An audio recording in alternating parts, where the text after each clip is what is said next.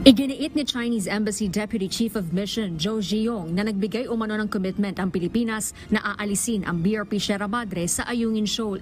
Sa isang forum, sinabi ng opisyal na hiniling nila sa gobyerno ng Pilipinas na tanggalin ang barko matapos itong inistasyon sa Ayungin Shoal na kanilang tinatawag na Renai Reef noong May 9, 1999. Samantala, tinawag naman na hearsay o chismis ni Senator Jinggoy Estrada ang paratang sa artikulo ni dating presidential spokesperson Rigoberto Tiglao na ang kanyang umanong ama na si dating Pangulong Joseph Erap Estrada ang nangako sa China na tatanggalin ang BRP Sierra Madre sa Ayungin Shoal. Name names. Because we are also at a loss. We are also in limbo kung sino talagang nangako.